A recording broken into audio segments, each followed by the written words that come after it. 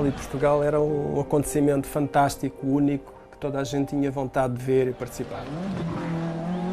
Eu ainda hoje me lembro do eco na serra do motor. Os espectadores disputavam a estrada com os carros. Era uma verdadeira multidão e era inevitável que houvesse um acidente. Recordo-me de ser colhido pelo carro e de acordar lá embaixo.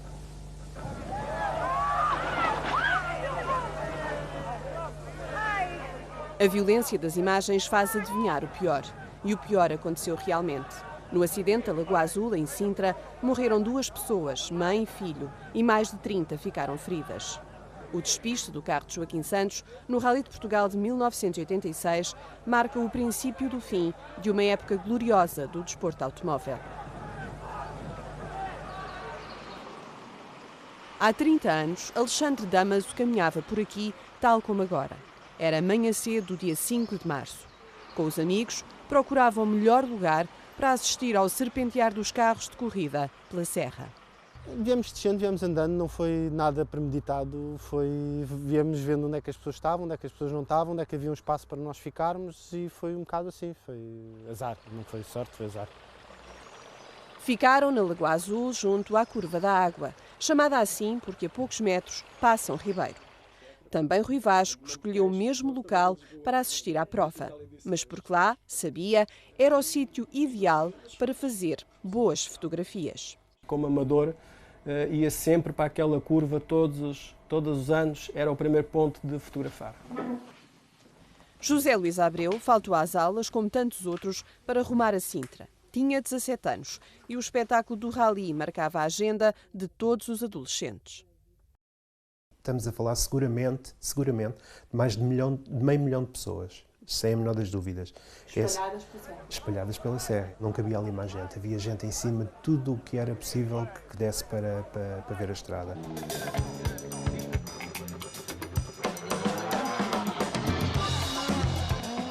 Os mais importantes pilotos do mundo e os carros mais velozes de sempre faziam-se à estrada.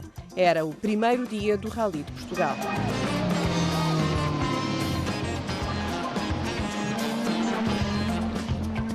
Ao volante de um Ford RS 200, Joaquim Santos era o melhor piloto português. Sentado no banco ao lado, seguia Miguel Oliveira, copiloto e também proprietário da equipa à qual pertenciam, a Diabolic Motorsport, a primeira grande equipa de rallies nacional. A nossa equipa, que a certa altura chegou a ser composta por 15 pessoas, mecânicos, eletricistas, preparadores de pneus, etc., e um chapeiro. E quando o Kim entrou na equipa, passados alguns rallies, nós despedimos o chapeiro, porque o Kim simplesmente não batia. Portanto, o Kim era muito bom piloto, mas conhecia muito bem os seus limites e guiava dentro dos seus limites. Era muito raro ultrapassar os seus limites e quando o fazia, tinha engenho e arte para escapar. Naquele dia, às 9h30 da manhã, já tinham passado pela Curva da Água os pilotos da frente, como Marco Allen ou Henri Toivonen.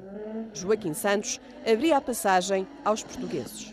Lembro-me que há em cima uma curva à direita, uma curva muito ligeira, que se faz com alta velocidade.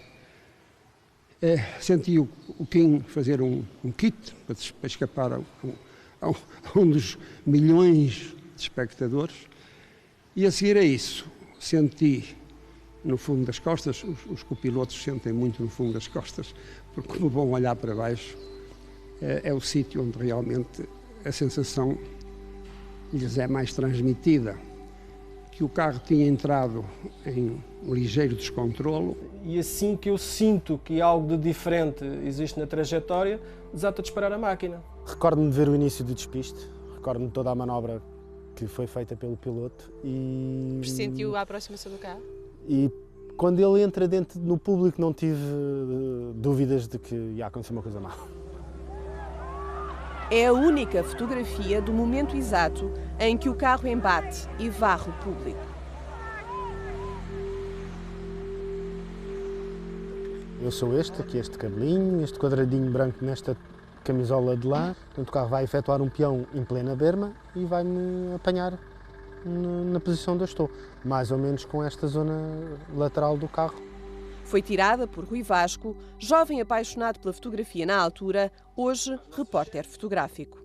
Eu, de início, começo a frafar, se calhar com algum entusiasmo, mas quando me deparo com uma situação que há uma pessoa que eu aponto a máquina e ele me pede ajuda, aliás, pede a todos, mas ninguém ajudava ninguém, salvo seja, porque era muita gente espalhada, muitos feridos. Senti-me mal, tive ali um problema de consciência, pensei que não o posso ajudar. Agora há uma coisa que eu posso fazer, eu tenho uma máquina fotográfica, eu posso ser uma grande testemunha e mostrar a toda a gente o que é que aconteceu para ver se não volta a acontecer. Tiraram-me logo do carro, meteram-me num automóvel e levaram para o hotel. 15 anos ficou muito traumatizado, muito traumatizado. Ele, dizem-me, ficou dentro do carro durante quase 5 minutos, imóvel, com os olhos absolutamente glaciados, e depois foi transportado para o hotel, onde eu estava. Quase não trocámos impressões, ele só dizia ao doutor, mas nós já tínhamos passado ali muito mais depressa. E é um facto. Nós a treinar tínhamos passado ali a cerca de 200 km por hora. Pelo local do acidente ainda passaram mais alguns carros, incapazes de descortinar o que se passava. Tamanha era a confusão e o desnorte. Bombeiros e ambulâncias irromperam a custo por entre a multidão. Jorge Paulo era um mecânico da Diabolique. Estava a alguns metros à frente, na primeira assistência. Correu rampa acima, mal a prova foi interrompida. Ao chegar, deparou-se com um cenário indescritível. Uns pediam ajuda em desespero, outros tentavam alcançar o automóvel. Eu depressa fui para junto do carro, até para tomar conta do carro, porque toda aquela multidão queria ficar com uma recordação, nem que fosse um bocadinho de fibra do carro, mas para ficar com uma recordação de todo aquele momento. O carro ficou sobre uma ribeira a bambolear, cai não cai para a ribeira. Eu acordei já aqui embaixo, dentro d'água, todo molhado, sou atropelado no meu ombro esquerdo por alguém que deveria de ir a fugir também, no sentido contrário, portanto para cima, para aqui para o meu lado direito, e com a água, que hoje pode ver, que também continua a existir aqui, com a água na cara que me acordou. Portanto, estava de costas. Quando abriu os olhos, o que é que viu? A traseira do carro e o farolinho esquerdo do carro no meu colo. Sofreu um corte profundo na face e partiu a espinha da tíbia. Não pôde andar durante algum tempo. Revivendo o cenário de horror, admite, teve muita sorte.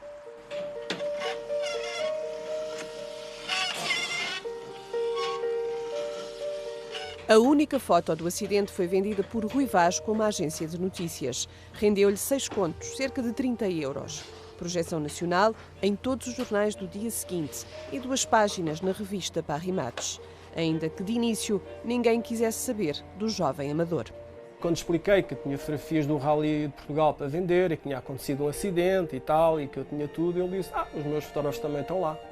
Eu disse assim, está bem, mas estavam na mesma curva que eu estava? Se calhar não estavam. Nós ganhamos muitos ralis e praticamente o acidente da Lagoa Azul foi o único acidente que eu tive com o Kim. Foi um marco negro, mas foi um marco importante para o Rally de Portugal, para a competição automóvel e em particular para os grupos P. Sobretudo porque também não foi um acidente isolado. O Campeonato do Mundo de Rallys de 1986 tinha tudo para correr mal desde o início e também para ser o maior espetáculo de sempre. Pela primeira vez, todas as grandes marcas traziam à competição os revolucionários carros do Grupo B. Houve carros desta geração, chamados Grupos P, que praticamente se batiam com os Fórmula 1 da época. Com uma diferença, é que enquanto os Fórmula 1 corriam em circuitos fechados com todas as condições de segurança, estes carros corriam em estradas de terra, em pistas geladas, em cima de neve e ainda por cima com os espectadores muito próximos da estrada, como se usava na altura. Portanto, isto tornou-se num cocktail verdadeiramente explosivo. Mas é verdade que estes carros eram brilhantes, porque eram capazes de performances muito, muito acima de tudo o que se tinha visto até à altura.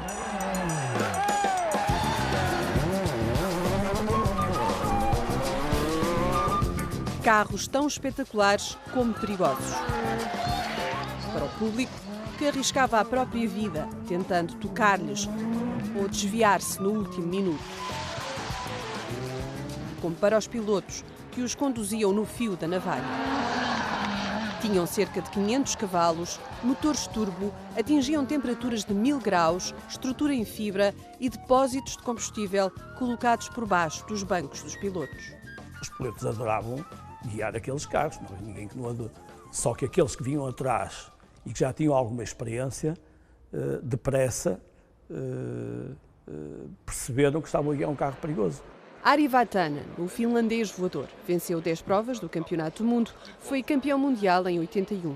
Em 1986, não participou no rally, recuperava de um aparatoso acidente no ano anterior na Argentina. Conhecia como ninguém os supercarros do Grupo B e o traçado de Sintra. Unfortunately, that accident in Sintra that was waiting to happen because the crowd behavior was totally non-acceptable. The irony is that the Portuguese people love motorsport, but at the same time, you know, we felt like we were in a bullfight that people really wanted to touch cars, and you know, motorsport is in any case dangerous. Presente no Salão dos Campeões este ano em Portugal, reencontrou um dos carros que o fez vencedor da prova. It was maybe unreasonable, but man has to do unreasonable things in life. Man has to push the new, frontiers, borders further and further. Ari Vatanen teria alinhado com os outros pilotos no dia do acidente se cá tivesse estado. Depois da tragédia de Sintra, a organização decide manter a prova, mas todos os pilotos internacionais que representavam as grandes marcas abandonam a competição em protesto. Foi uma decisão tomada pelos pilotos, não pelas marcas, não pelos seus patrões, foram os empregados, uma espécie de uma greve, se quisermos, mas uma greve que tinha razões fortes na segurança. José Luís Abreu, que decidiu ser jornalista de desporto automóvel depois daquela manhã em Sintra, recorda o drama que se viveu na prova seguinte do Mundial. A gota de água que fez mudar o rumo da história. Um dos pilotos que esteve no Rally de Portugal desse ano, a Rita Ivonen, uns meses depois morreu num acidente. Portanto, na altura percebeu-se que os carros, para além de complicados de guiar, qualquer acidente era perigosíssimo para os pilotos.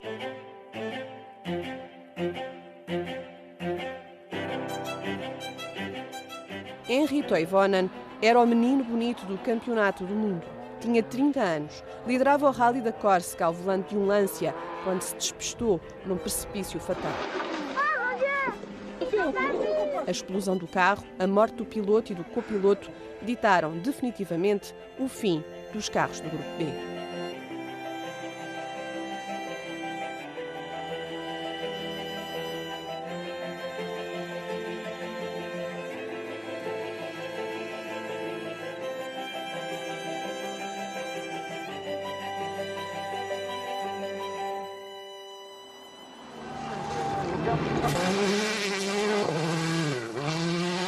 Hoje em dia, a segurança é a principal preocupação do organizador da prova. O Rally de Portugal fez uma travessia no deserto. Perdeu público com os anos, chegou a estar fora do Campeonato do Mundo, mas renasceu das cinzas. Muito diferente do passado, junta cada vez mais espectadores. Há espaços que o organizador prepara, espaços considerados seguros e com condições de conforto e visibilidade para os espectadores. Aí a sua presença é bem-vinda. Todas as outras zonas são consideradas como, na expressão inglesa, no-go area. E, portanto, não é possível ter espectadores. Mas os espectadores respeitam isso? Os espectadores tendem a respeitar esta situação, tanto mais quanto mais agradáveis forem as zonas de espetáculo. Depois de 10 anos no Algarve e Baixo Alentejo, o Rally regressou ao Norte no ano passado. Palco mítico do automobilismo nacional. Sintra nunca mais fez parte da prova. A classificação de Parque Natural encerrou qualquer hipótese de regresso. Os carros são agora também autênticas caixas fortes para os pilotos. Nós tivemos há alguns anos no Rally de Portugal um carro de um dos pilotos da frente que saiu da estrada violentamente, terá feito 17, 18, 19 voltas, ficou completamente destruído no seu exterior e a chamada célula de sobrevivência estava completamente intacta, os pilotos não sofreram rigorosamente nada. A Federação Internacional tem sido exímia, de ano para ano, no controlo, na exigência do equipamento de cada piloto e do navegador, do prazo da homologação desse mesmo equipamento, das cadeiras, dos cintos. Jorge Paulo continua ligado aos automóveis, faz verificações técnicas em várias provas desportivas nacionais e internacionais. Pedro Almeida, que nos anos 70 foi copiloto, é desde 2004 o diretor do Rally de Portugal. Este ano, o Rally terá pela última vez os carros desta geração. 2017 será o ano dos automóveis do futuro, ou de um certo regresso ao passado. A FIA definiu uma nova geração de automóveis e, enfim, alguém saberá explicar porquê. Não serão grupos B, mas serão algo bastante mais evoluído e mais rápido, com melhores performances do que os atuais WRC. Portanto, foi dado um passinho, não é um passo de gigante, mas foi dado um passinho na direção dos antigos grupos B.